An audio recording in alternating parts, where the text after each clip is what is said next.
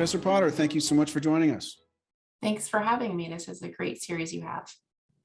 Why don't we start with your background? Where did you start off? The arc of your career so far, and what you're doing now? Sure. I'm an associate professor of politics at the University of Virginia. I've been here about 7 years, and my research is mainly on the executive branch and the bureaucracy. So it's not an obvious career path to be someone who spends their life studying the bureaucracy. So I can say how that non-obvious career choice came about. And I tell students this a lot when I'm teaching, that you can follow a circuitous career path and still end up with a job you love. After I graduated from college, I worked in DC as first a junior lobbyist and then as a paralegal. And I was thinking about, do I want to enter politics or go to law school? And I decided neither of those was the path I was interested in.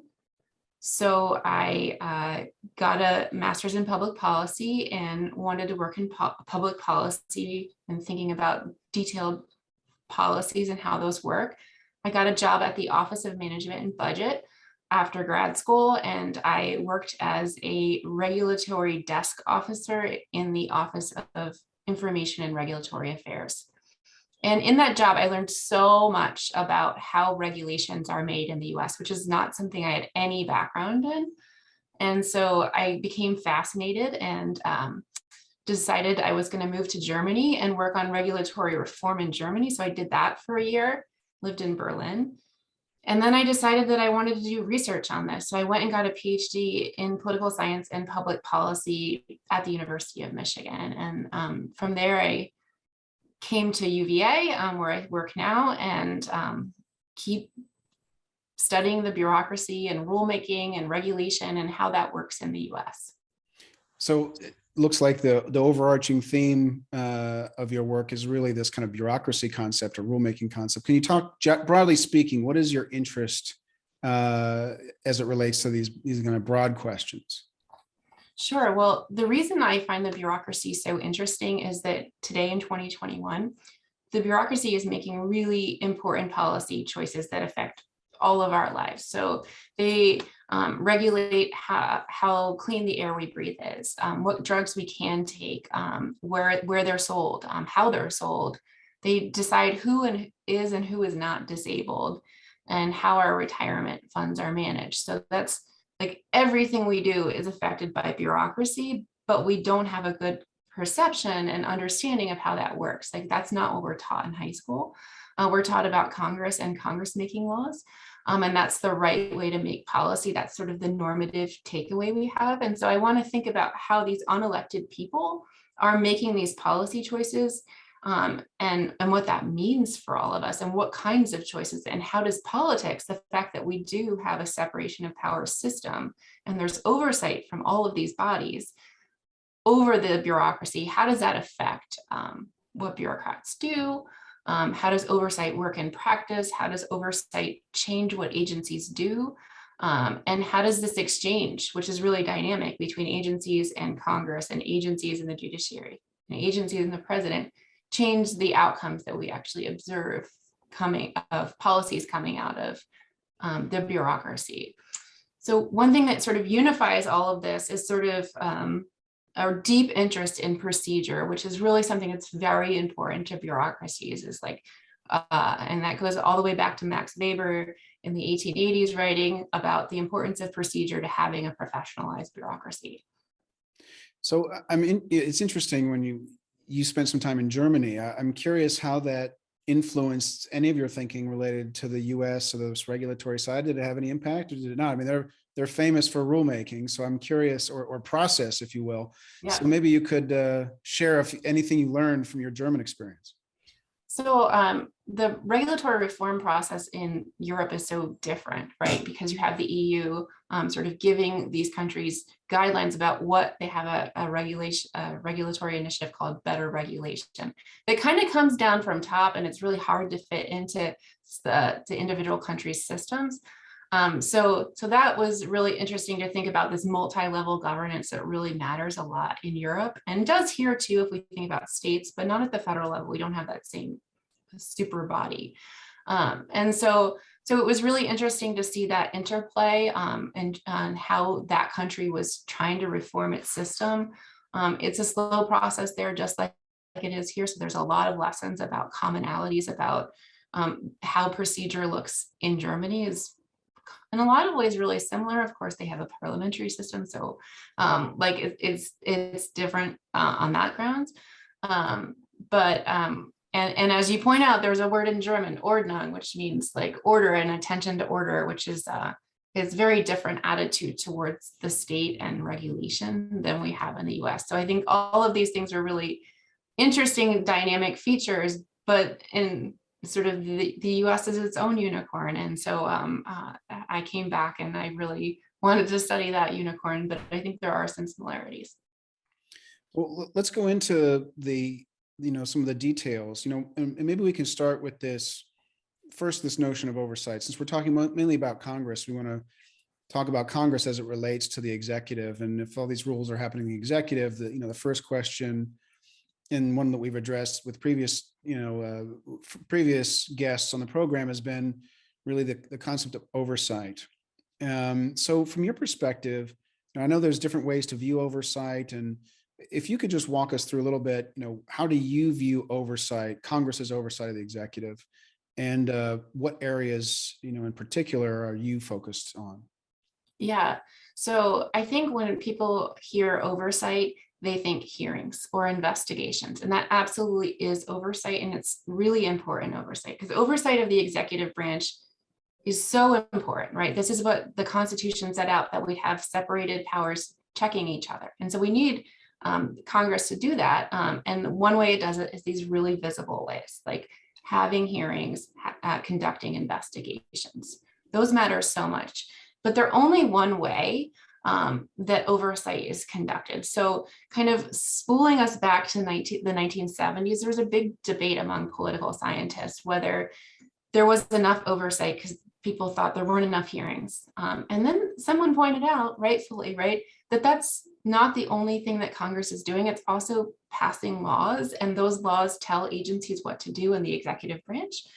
And so can we look at those laws and think about how those might be their own form of oversight?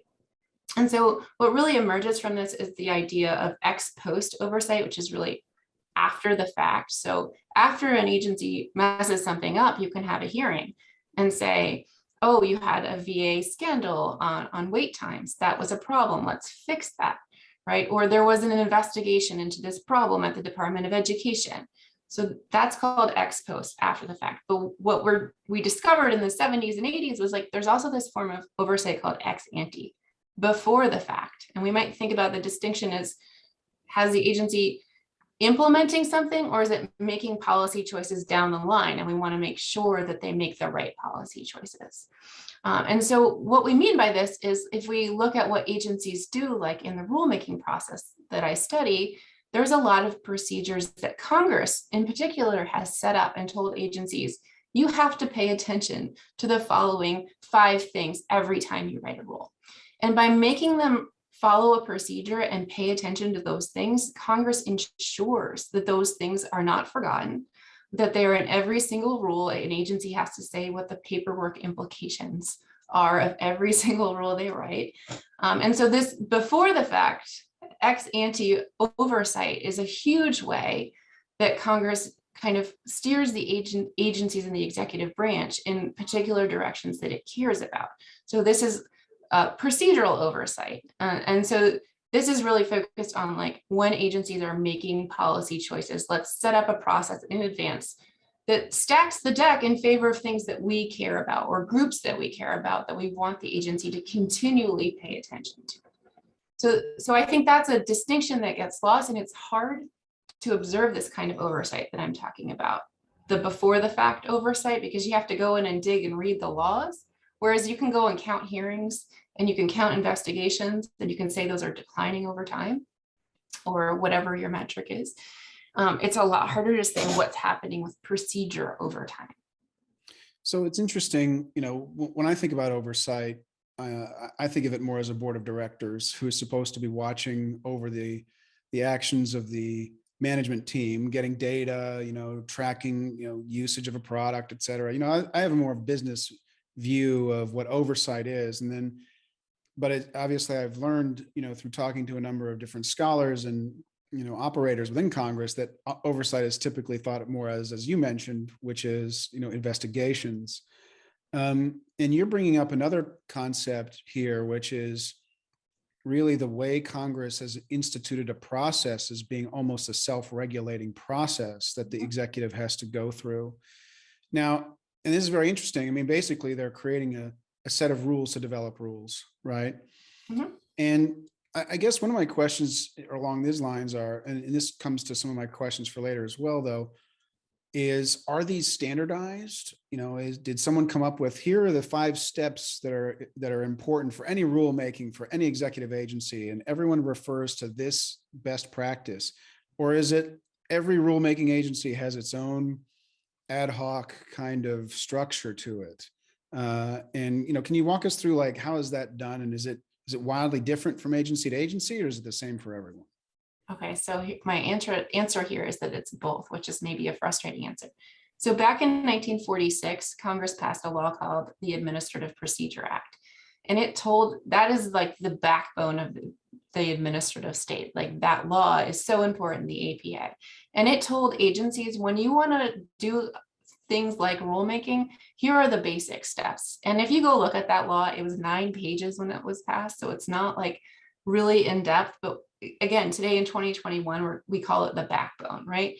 And what it did is it said, there's some basic steps. If you're going to make a regulation and you're a federal agency, that regulation at the end of the process is the same, it's binding law. So it's the same legal weight as if Congress had passed that law.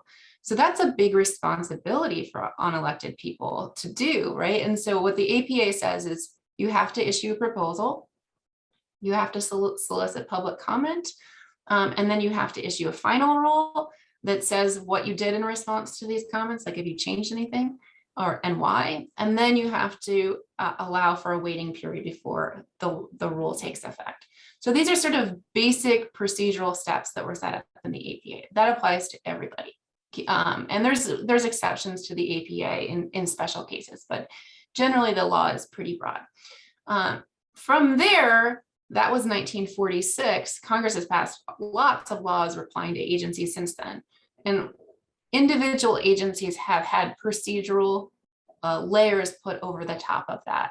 Some of them are not agency specific. Like I mentioned, paperwork is one thing that Congress was at some point in 1981 was thinking agencies are making people do too much paperwork. So it passed a law called the Paperwork Reduction Act. And every time you write a regulation, you have to reference what the Paperwork Reduction Act implications are. So that applies to everyone too.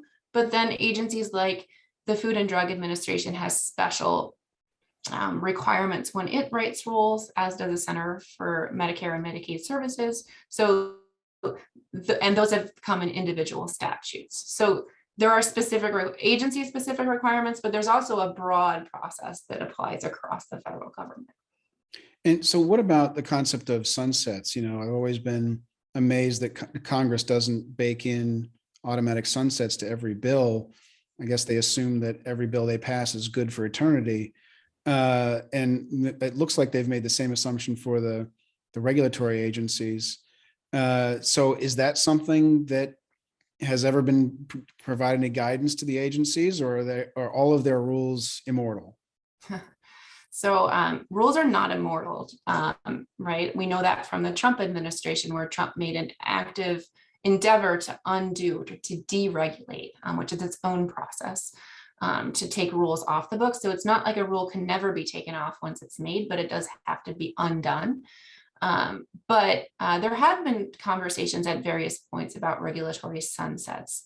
The thing about regulatory sunsets is that they create a lot of work for agencies. And I just want to point this out, because what I just mentioned was all these procedural steps that agencies have to take in rulemaking. They have to do so many boxes to check. What are the implications for Native American tribes for this rule? Things like that. And so so agencies have a huge backlog. Writing a rule takes several years typically. agencies have a huge backlog of things that Congress already told them to do, like write a new rule on this subject, and they haven't gotten it to it yet.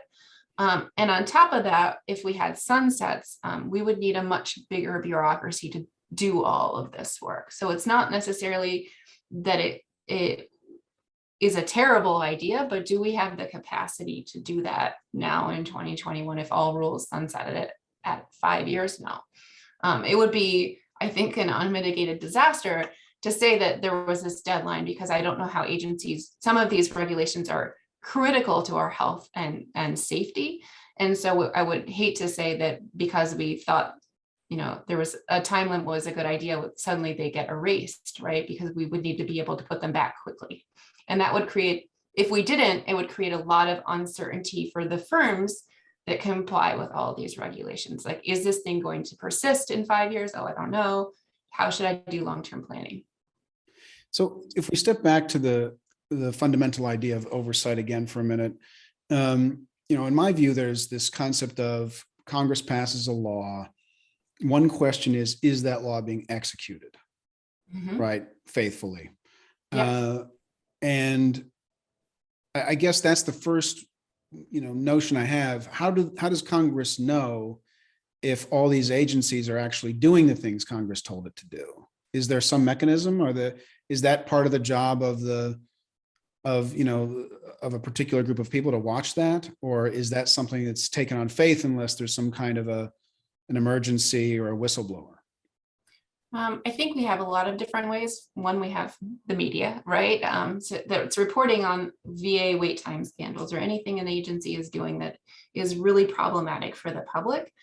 But generally, part of this system of procedurals, ex ante oversight that I talked about, involves giving interest groups the right to complain or to sue an agency, right? So interest groups, we have thousands and thousands of them in DC, and they are able, in a lot of cases, to point out potential problems before they emerge. So we don't have to have this disaster happen. We can have somebody say, hey, this is looking pretty bad.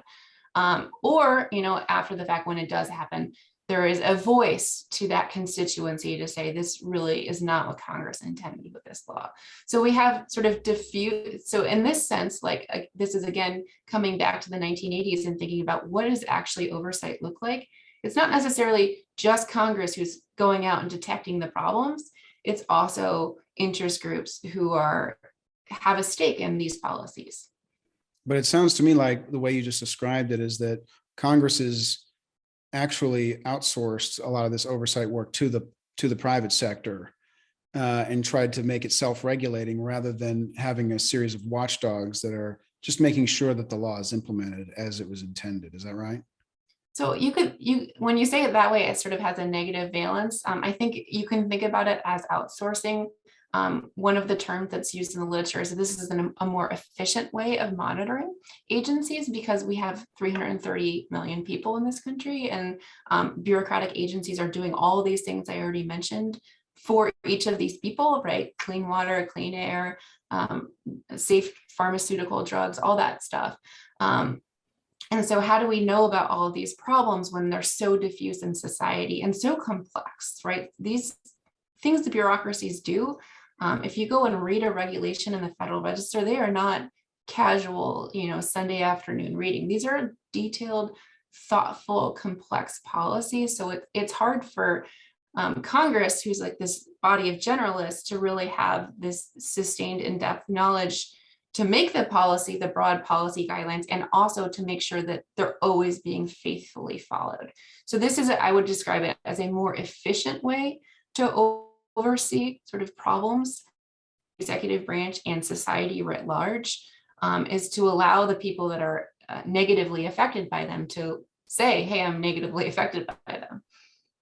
So what about the costs of regulation? So I had a discussion with Congressional Budget Office, where we were talking about, their job is to figure out what the consequences of any law to the US budget, right?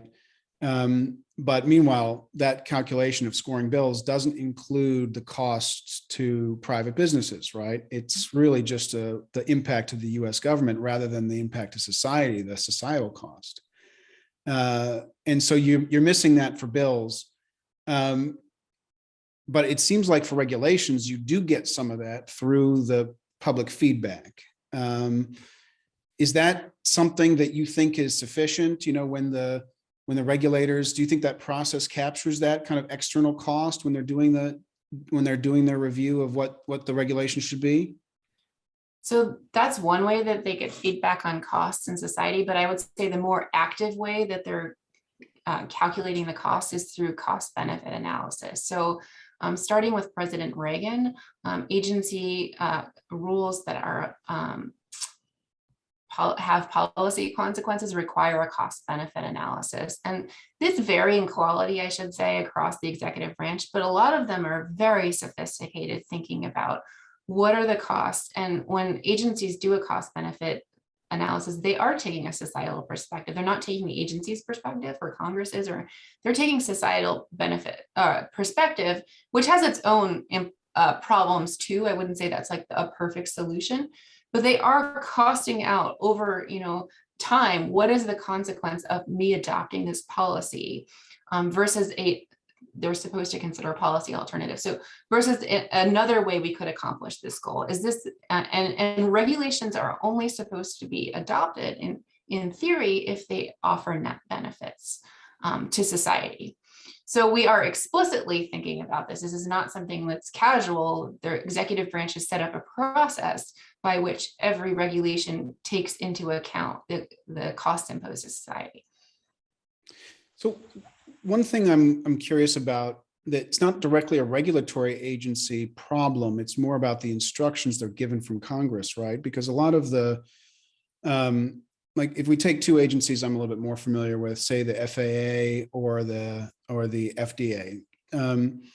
In the case of both of these agencies, they both make a lot of rules, and those rules have tremendous cost to the manufacturers. But the cost, in my mind, the biggest cost is in innovation, because typically the net effect of a lot of these regulations that it's more costly to bring something new to market, whether it's a new airplane or whether it's a new drug. The costs go up. In drugs, it's famous to be $1 billion.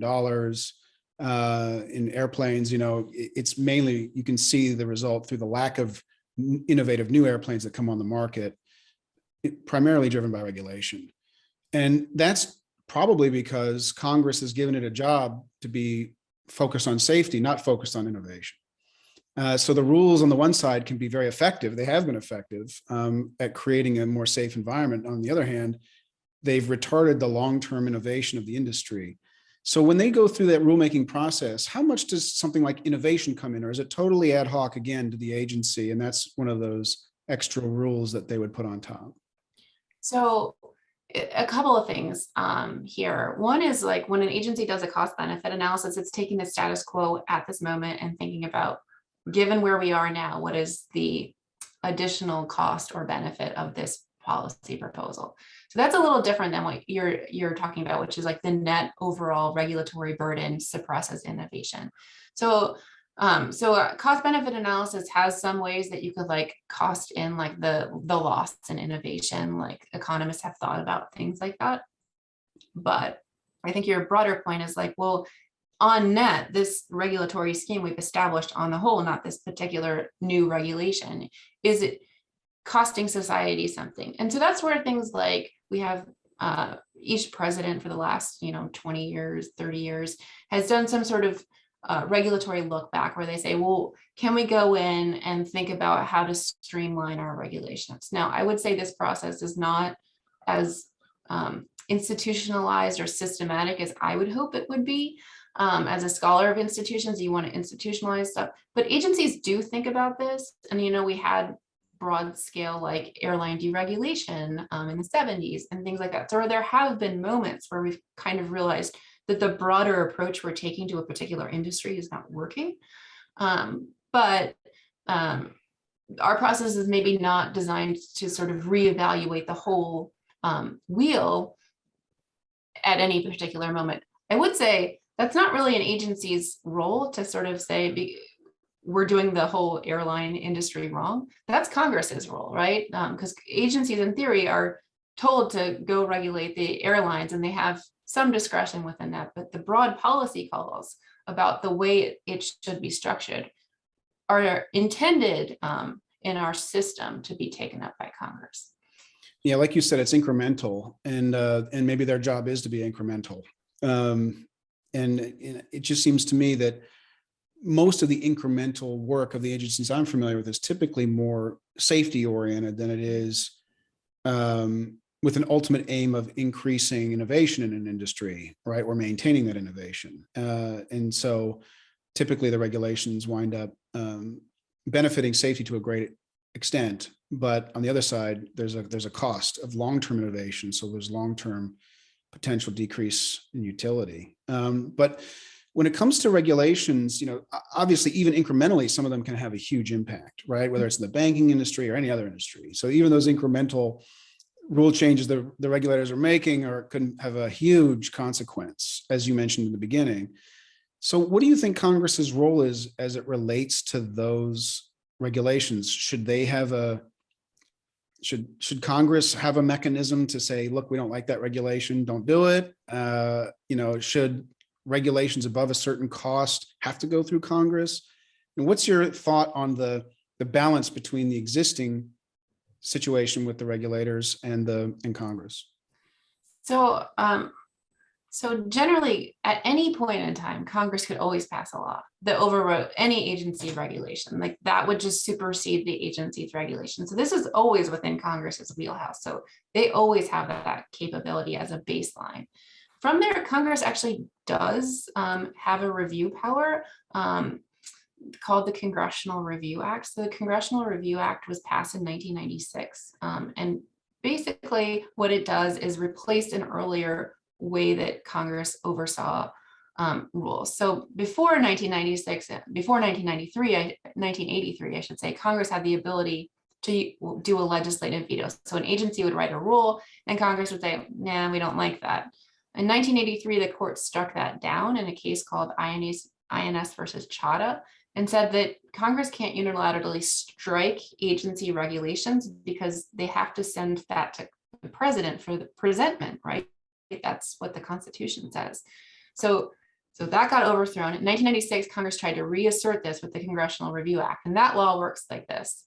An agency writes a big rule like the kind you're talking about that's important and has big economic consequences, and it has to send it to Congress. And then Congress has 60 legislative days to review that rule. And there's not really a systematic review that's happening in Congress. When I say that to review it, for any member to raise an objection and introduce a resolution. So if a resolution against a particular rule that was submitted to the GAO under the Congressional Review Act was passed in the House and the Senate and then signed by the president, then that rule would be overturned. But the incentive structure under the Congressional Review Act is a little weird because it requires the president to overturn his own, the executive branch's rule. So this is really only used in certain ways. So there's not a systematic or certain points in time because, right, presidents don't often want to overturn the executive branch because why would they do that? And so there's not really a systematic sort of deep think, I would describe it, review of agency regulations in Congress. It's much more ad hoc when a rule gets a lot of attention and then they know that a member knows it's under CRA review in Congress, then they might initiate it. But there's not like in the executive branch, we have systematic review of agency regulations through the White House, but we don't have a parallel function in Congress. Can you talk through what that systematic review is on the executive side, since you were uniquely positioned to answer that question since you were involved in it? Yeah, so this process works through an office in the Office of Management and Budget, which is part of the Executive Office of the President. So the office is called the Office of Information and Regulatory Affairs, or OIRA. And I worked there after I got my master's degree for 2 years. And the work is really at the desk officer. And so how it works is starting with President Reagan, they didn't have this power before. Agencies used to write regulations and then just publish them. And then the president would be like, what? And so starting with Reagan, this office was given the power to review agency regulations. And so agencies draft a proposal and they send it over to OIRA, and OIRA reviews it. They don't do the cost benefit analysis or do the writing, but the people in OIRA are making sure that there is good policy there, that the cost benefit analysis is up to standards that we think the executive branch should hold to, and that it coordinates with the president's agenda, right? Because this is presidential review over the executive branch. And so OIRA reviews these agency regulations. If it okays them, then they're published in the Federal Register. And that's like the first time the public really knows what the agency is thinking about that particular policy. Like, what are they actually going to do with airplanes or whatever the issue is? And then it happens again at the final rule stage. So there's two stages, the proposed rule and the final rule. And OIRA gets to review regulations from the executive branch at each of those stages. Great. So let's talk about then the detail of what happens in between OIRA's first view and its second view. So it's published in draft form, and then there's comments. Can you walk us through how that works? And how inclusive is the process really? And who really holds the power in that process? Yes. Okay. So there's a public comment period. Anybody can log on to federalregister.gov or regulations.gov, these two websites. On regulations.gov, you can submit a comment. Almost no one does. And I say that glibly, but what I mean is, like, this is a pretty rare event that a member of the public would take it upon themselves to comment on the FAA's new standards for how long runways should be. Like, these are specific technical policies by and large. And so it's hard for the average Joe to understand and have the time to comment on this. So most of the comments that come in from the public tend to be sort of a value comment. I value clean air. I value flights arriving on time. And so at that point, the agency's already made a proposal. So like, those comments are less helpful in terms of values and deliberating, okay, well, how long should the runway be? Or how clean should the air be? How many particulates per million? So most of the comments that come in that are sort of technically savvy and useful from like a technical standpoint from the agency come from interest groups like businesses or nonprofits. Like at the EPA, we think about industry submits a lot of comments, as does groups like the Sierra Club. And so agencies are taking these comments and they're reading them. And sometimes, with the FCC's net neutrality rule, that agency got 22 million comments. Now that's an extreme outlier, but agencies are having to read all of these and deliberate, should we do what the people are asking us to do? Most of the research suggests that there is a bias towards business-oriented comments submitted by business. And the reason for this is those tend to be more sophisticated comments. So if a big firm might have a lawyer on staff whose job it is to read the Federal Register and write comments on behalf of that firm. And they might submit research studies and really have firm ideas about why one particular matter standard is better or than another. And so there's a difference in the type and quality of comments received, and then we see that kind of playing out, and sort of when we see agencies being more responsive, who are they more responsive to?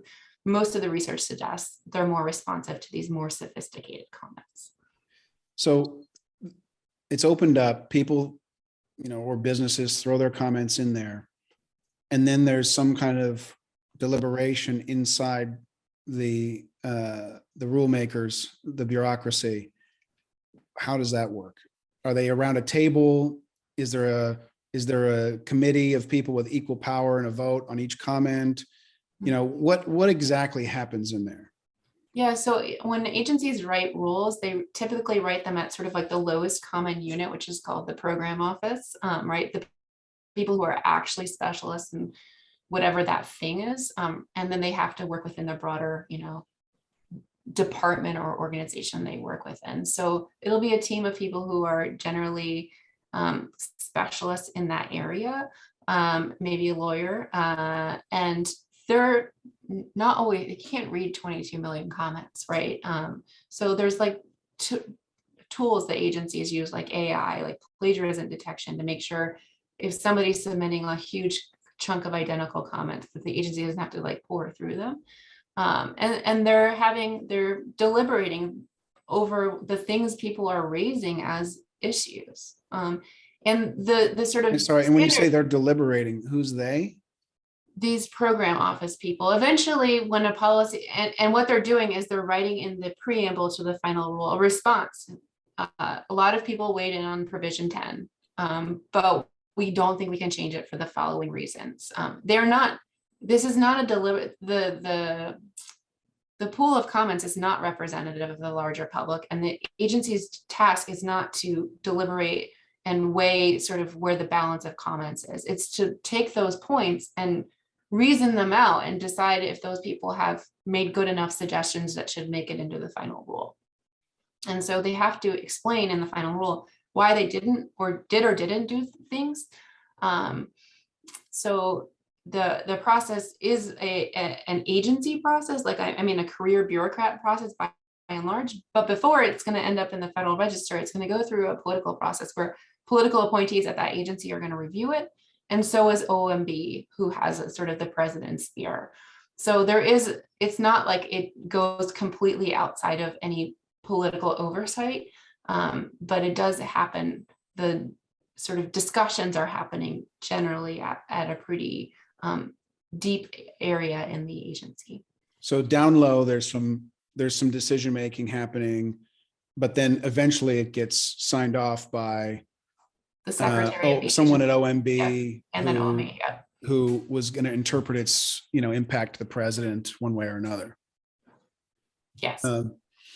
So, but the key here is that it's an expert-driven decision-making process, and that the comments that are coming in are suggestions that they may or may not follow. But also importantly, they have to respond to those comments with a rationale. Yes. Got it. And so this kind of discussion that's going on, is there structure to it? Or could there be better structure to it? So for instance, you mentioned a couple of examples, parts per million or whatever in the Clean Air Act, for instance, or, some regulation that comes out from the EPA. Some decisions are going to be just like in Congress, they're going to be numerical decisions, and some decisions are going to be kind of a written word. They're binary. The sentence exists or it doesn't. But on the other hand, there's the number, which can be infinitely variable. Do they structure the conversation in any way to facilitate, kind of efficiency in reviewing it? Like, hey, give me your numbers, and then they look at the numbers and the ranges independent of the words, and then they have a different process around words in regulations. So I think I've interviewed a lot of agency people about how this works, and I think it really varies at different agencies. Most of the time, what agencies are doing is trying to sort of group things together to say, okay, a bunch of people were worried about like that one provision, and a bunch of people were worried about this other thing. So they're really trying to group things by what they came into the rule. I don't think you can necessarily divorce like arguments about like a standard, and not all rules have that, by the way, so some rules don't have thresholds or like a quantitative empirical point. But so it's hard to divorce, even if they do that, from the broader argument the commenter is making. Why should it be that level and not this level? It's again, it's not a temperature taking exercise. It's a deliberative exercise in the sense of gathering feedback on what you've proposed already. And so when you think about this rulemaking process and the way you've kind of looked at different agencies, are there best practices? Are there worst practices? Is some area doing it really great and you think that's the way everyone should do it? Are they missing a major step? What's kind of your conclusion about the whole status of this process? Is it good? Is it bad? Where can it be improved? Where has it failed? Yeah, I mean, I think A lot of agencies are doing really great. And I say that because I think sometimes we think about bureaucracy and unelected nature of this, and these people are actually descriptively much more representative of the broader population than members of Congress are, right? So we have descriptive representation. Those people look a lot like us. They tend not to be in the press. Sometimes we hear about bureaucrats that are zealots or real ideologues, but that's actually when we try to estimate ideology of bureaucrats, not where most people are. Most people are more moderate than members of Congress are. And so I think these are interesting points to think about in terms of like, yes, there's deliberation happening, and yes, it's by and large happening behind closed doors. And so, but that's not necessarily a bad thing, right? That we have people who are experts in the field. When I think about where agencies could improve, I think a lot of agencies have excellent cost benefit analysis, and a lot of agencies have less than excellent cost benefit analysis and could really stand to improve. And so that's one area I often think about, like if we're going to do cost benefit analysis and we have this as a big part of our regulatory system, we should be doing it well. And we're not always doing it well. So it sounds to me like you think that the current state where the executive branch is doing most of the regulating, and in my mind, it seems like they're writing most of the law, is an okay state of affairs. Whereas when the obviously when the country started, all the legislation was in the legislative branch, and they've sort of outsourced that to the executive. And I know that that's been held up in court, 100+ years ago. But if you could go back, do you think this is the right way? Do you think Congress in theory should have kept that whole regulatory apparatus and expanded its own capabilities? Or do you think it's fine to put it in the executive branch? I don't know if it's helpful to compare us to the founding, right? We are a country of 330 million people today. That is very different from the country we started as. Just so when we think of just the number of people we're serving and the number of policies we have. We didn't have Medicare at the founding, but we have it now, and it's not going anywhere.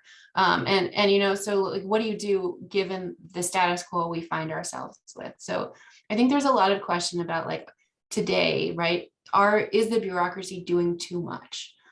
Should Congress be taking on more of this load? And I think, yes, Congress should be taking on more of this load. The EPA has been forced into this situation largely by the courts, but by a number of other political factors where they are forced to have to do a lot of climate change regulation, right? Climate change is one of the most pressing challenges facing our country today, in my opinion. And Congress is not we have no federal climate change policy right now. Congress has abdicated this authority, and it could take it back tomorrow. There's no like reason for this, except that it's really hard to make climate change policy, but somebody's got to do it. So now the EPA is doing it. And I think that causes a lot of consternation on the left and on the right, of just concern that, is this the right way to be doing this?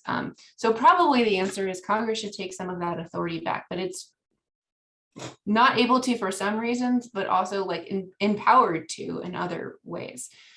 So yes, the sort of balance is shifted. But in terms of like, if we have a broad climate change policy and we need to set the thresholds for what particulate matters should be and what research we need to support kind of the understanding of where climate policy should go, we need people that are going to spend their careers studying that. And that's what the executive branch is really good at, to have people for a career that will kind of invest in one particular niche, which Congress is, 535 generalists. They don't have a career to invest in clean air policy or whatever the policy matter is. So I think there's a real argument to having some of this function in the executive branch, and a real case at the same time that probably sort of the pendulum has swung too much in sort of the president's favor over time.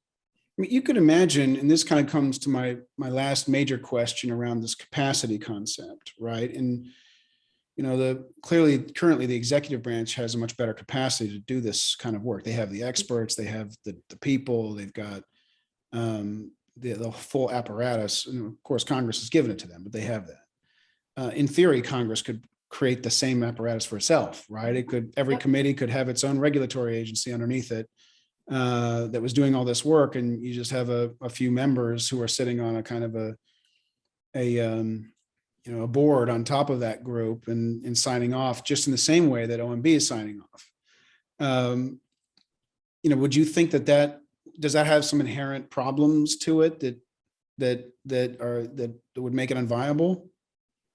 So I'd want to know a lot more about this alternate scenario, right? Like, are these people there for a career? Like, these policies, like, they're really in depth, they're technical, and they take study and knowledge over a career. So I want people that are investing long term in these things. And I want to know what the oversight in Congress looks like. Are these 535 members who are doing all these other things able to oversee their own staffs better than they're able to oversee the executive branch? What does it look like when we have a Democratic sweep and then a Republican sweep of the Congress? What does it do to this body? Like, I don't think there's fundamentally a deep-seated problem with that. I think the executive branch generally is sort of structured in a way that it's able to sort of long-term maintain this kind of capacity in a way that I think is accepted by the public as relatively neutral. And I'd worry that if were it housed in Congress, where we have sort of like extreme partisanship writ large in this chamber, that what would happen to this group? Would it be a worse outcome? And I don't know, but I think these are the kinds of questions we want to think about. And so let's talk about those experts just a little bit more. Can you describe, I guess, and these are the key people that are really reviewing line by line the regulation, right? And they're writing it, and then they're responding to those comments. Who are they? Can you talk a little bit more about them, since they seem so critical? And, are they career people in the executive branch? Are they just experts that are being used on contract? How does that work?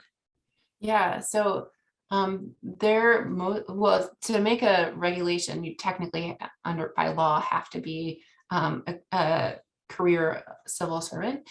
So the people who are making the policy choices, like, are we going to do runways first or this other FAA rule? Like, what's the order? Those are career civil servants. So, and describing them, I already described them a little to say, like, they're not generally in a broad sense ideologues. They're more descriptively representative on the demographic sense. But on an individual level, like we have, if you go and look at the occupation codes for the executive branch, there's every occupation. There's veterinarians that work for the federal government. There's zoologists. There's morticians. Like, there's literally every function in society replicated in some way in the executive branch. Most of the people that would work on rules are going to be subject matter experts. So SMEs is the term, right? They're people who know a lot about whatever that area is. And so their backgrounds are generally whatever, if they're agricultural or environmental or health related, they have these sort of degrees generally that accord with the field. And so, to your other question, there are contractors working in this space. We don't have a really good sense of like who they are and what they're doing. And I think that's one area I think that research should go. I'm actively hoping to explore that further in my own work. Great. Well, I think with that, maybe we'll move on to more of the general questions I ask each of our guests, if you're ready to move on to the next round. Sure, yeah. All right, so these obviously don't relate specifically to regulation. The first one here is, what do you think congressional representation should mean? Okay. I think there's a lot of ways scholars have thought about representation. I think an important one, as I've already mentioned with the bureaucracy, is descriptive representation. So we know that members of Congress are wealthier, older, whiter, and more male than the rest of the population. So, and we also at the same time know that there are benefits, both substantive and symbolic, of having a descriptively representative elected body. So I would say that's one sort of thing when I think of what should representation look like. Well, I think we should strive to have a sort of more representative body of legislators. On the other hand, the sort of classic debate is whether we should have a trustee versus a delegate model. I think I'm really comfortable with the idea of a trustee, again, given that this person, conditional on having a smart person with and lots of different types of expertise represented in the chamber. And the reason I'm comfortable with that is because when I think about constituents out there in the public, they have jobs and lives and kids and grandmothers to take care of and all the sort of everyday concerns of living. And they don't really have a good perspective on the trade-offs for this bill or that bill. And like, should the legislator vote for, how should they vote across these two bills? And that's what I think we're asking members to do, is to make those tough calls. And so I'm okay with, choosing someone who's using their own judgment on how to make that call. So you sounds like that's consistent with your confidence in the experts in the executive branch making decisions. What about in terms of the it sounds like you're implying that a representative represents everyone in their district, not just their primary voters or who elected them, but everyone in the district. Is that right? I mean, in theory, that's what we want from our members, right? Is to think about all the people, not even the ones that voted for them, the ones that voted for the other person in the campaign. So I think that's a reasonable thing to hope for, but it's maybe not what we achieve in practice, since we know that, wealthier people have their voices amplified in the process, and all of the things about American politics that we know. And how about the future? There's the notion of the current constituents who are alive today, right? Then there are the kids who are alive but not yet voting, and then there's future generations of the district or state. Does the current rep represent those future generations, or just the ones who are alive today? I mean, I think they have to put a discounted weight on the future generations. So we care about climate change, right? But climate change is a problem that's much, much worse as we go down the garden path. And so I want a legislator who's thinking about that future for all of us and our great grandchildren, but also realizing that me today have to, get my benefit check on time. So like kind of maybe a discounted weight to the future. Got it. So the current people are slightly more represented than the future generations. Yeah. Great. All right, we'll move on to the next one, which is how would your ideal Congress allocate its time? And by that, I mean in DC versus at home district, doing legislation versus oversight. How much time should they be spending trying to get money, this kind of thing. Yeah, there was some reporting a few years back that the newly elected members of Congress are supposed to spend 30 hours making phone calls to raise money. And when I hear things like that, that is like the ultimate in wasting a limited time of a member of Congress. So I'd like to see a lot less time spent campaigning and raising money. The other task you mentioned, lawmaking, oversight, and constituency casework, are so important. And so I think lawmaking sometimes is the one that gets like pushed out the most. And it's the most critical to us, right? We want Congress to make these big policy calls about sort of what we're going to do with infrastructure, what we're going to do with climate change, or what we're going to do, with COVID. And so we need Congress to spend a lot of time doing that. And I think as a result of that, if I had to weigh sort of time in DC versus time in the district, I'd say a lot more time in DC. Because, partially we have a lot of technology. You and I are connecting on Zoom today. We're not in the same place, and members of Congress can leverage technology to reach some constituents, maybe not all. And it's quicker to travel. So, than it used to be. So they can hopefully gain some efficiencies there and spend more time doing the thing we're asking them to do. Right. Well, the next question is, how should debate, deliberation, or dialogue occur or be structured in Congress? Yeah, I mean, when I think about this, I think the right location for this is in the committees, right? We set up committees ostensibly to be the people who are focusing on defense policy or homeland security policy. So they should get together and talk about those things. And there's different ways they can do that, right? They can do that behind closed doors, or they can do it openly and openly is really often in hearings. And I think both of those things have value, right? So you want to have the hearings where members can get things on the public record. Did everybody hear what that guy just said? Like, and it's common knowledge, not just to the people in the room, but to the people that care in interest group constituencies and in the Beltway and beyond. So I think we need to have those open forums, and then we need to have like spaces to make deals. And so I think making deals is important. And I would say when I think about closed door negotiations, one thing I'd like to see more of in Congress is a lot more socializing, right? The softball games, the barbecues, the happy hours that sometimes I think are thought of as frivolous, but really are how members connect, how people connect with each other. And if we want members to be able to trust one another and make a deal, they need to know each other and they need to like each other. And these are likable people. Lots of people voted for them. Like, it's not so hard to think that they would like each other if they just got enough time and in the same room. Well, it's interesting, your perspective on the dialogue question, since that's what's happening to these regulatory agencies to make a rule, right? Now, they have a kind of hearing. It's not exactly the same, right? But they're negotiating behind closed doors among a group of experts about how to come down on a particular rule. And you seem to think that that's performing its function pretty well. And that's a lot of what seems to be lacking in the committee concept, right? Where they have these closed door sessions where they can do the same kind of discussion in private to come to a negotiated solution.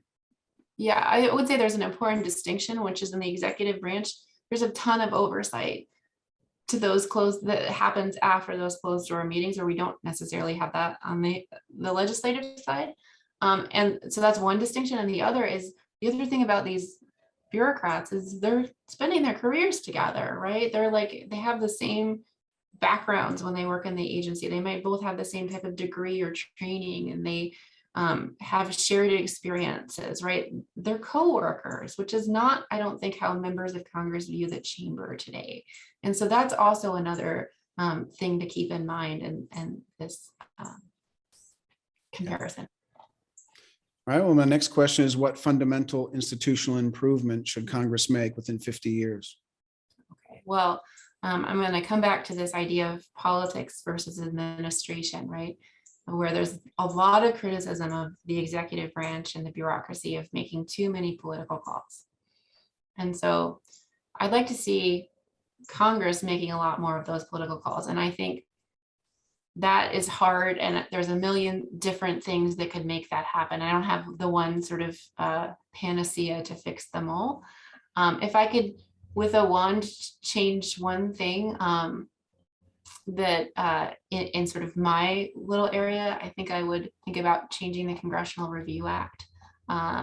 It's really become, because it's only used at the beginning of a new administration with a new Congress of a different party, it's become this sort of adversarial tool, and it really pushes agencies to make rules in the first 3.5 years of an administration, which is not a great, healthy way to think about quality rulemaking and quality regulation. You want to do it when it's time, when it's done, not on some arbitrary political deadline.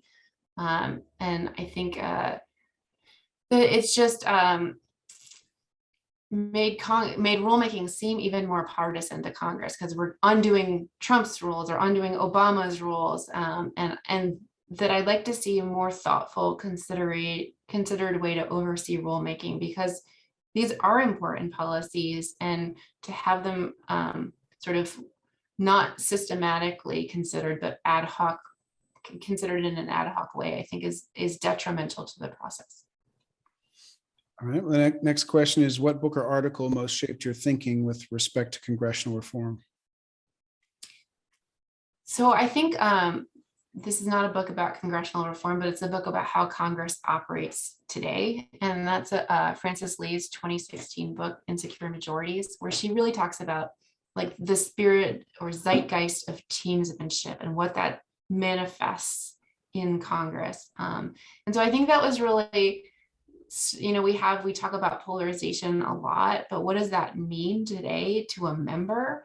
I think that book really helped me think about that. And she has this one figure in the book, which I think is wonderful. And it's counting the number of public relations staff in Congress over time, and just seeing that figure rise in both chambers, like really systematically over the last 20 or so years.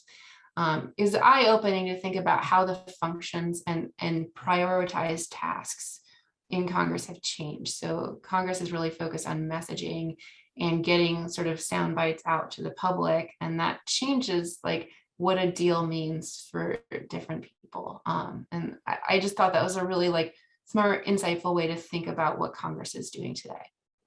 Do you think any of those kinds of polarization driven changes will happen in the executive branch and these rulemaking agencies? Are they going to start hiring PR staff, and are they going to swing wildly from administration to administration? I think that we haven't systematically looked at this, and I wonder on the one hand if it's already occurred, right? This sort of parallel. We see a lot of parallels, like when one part of the government does something that another part might pick it up. And I think that's an interesting research question for future work. All right, well, that is my last question, actually, which is about your plan. What do you have coming in terms of your research, in terms of books, and the areas you want to focus on? Yeah, so I'm working on a book right now, looking at sort of the fact that we haven't had real bureaucratic growth since about 1960. So the size of the bureaucracy is pretty steady today. And that's a really interesting puzzle because we do so much more, right? We didn't have net neutrality in 1960. So what does it mean how does the bureaucracy work? And the answer is really that contractors are stepping up, and we have very little visibility to sort of which contractors are doing what, for what agency, when, how do bureaucrats hold the inherently governmental line. So I'm really interested in thinking about the political trade-offs associated with this, and how different choices made in Congress about appropriations and in the presidency about sort of not wanting to look like you're growing big government have meant for the bureaucracy. Excellent. Well, thank you very much for your time, Professor Potter. It's been a pleasure, and best of luck with your new book. Thank you so much.